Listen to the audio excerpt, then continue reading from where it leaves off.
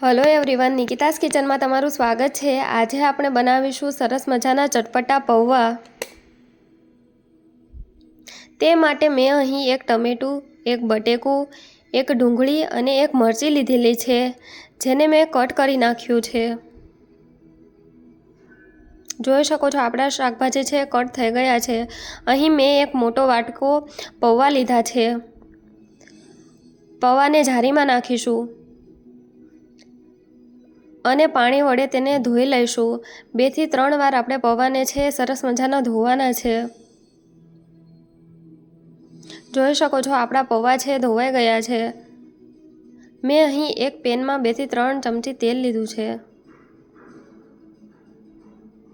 ગેસની ફ્લેમ છે આપણે ધીમી રાખવાની છે। જોઈ શકો છો તેલ ગરમ થઈ ગયું છે। તેની અંદર રાઈ નાખીશું, જીરું નાખીશું, હિંગ નાખીશું અને ડુંગળી અને મરચી નાખીશું। 2 થી 3 મિનિટ સુધી તેને કૂક કરવાની છે। હવે તેની અંદર આપણે હળદર નાખીશું, સ્વાદ અનુસાર મીઠું નાખીશું। જોઈ શકો છો આપણી સરસ મજાની ડુંગળી છે ચડી ગઈ છે।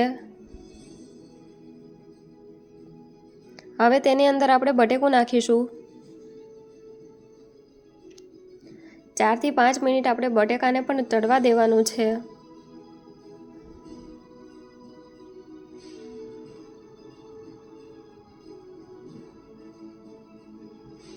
જોઈ શકો છો તમે આપણું બટેકું છે ચડી ગયું છે।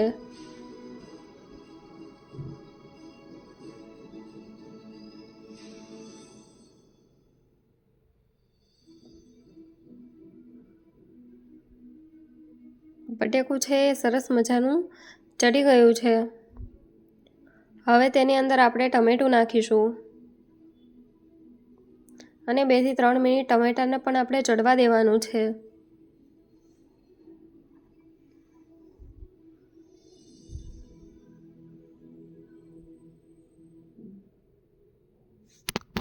જોઈ શકો છો આપણું ટમેટું છે એ ચડી ગયું છે।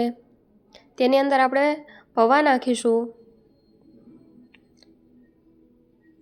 પૌવાને આપણે સરખી રીતે મિક્સ કરી લેશું।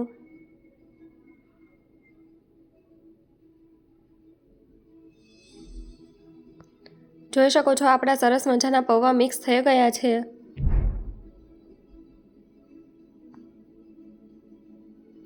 ગેસ બંધ કરી લેશું। તેની અંદર લીંબુ નાખીશું,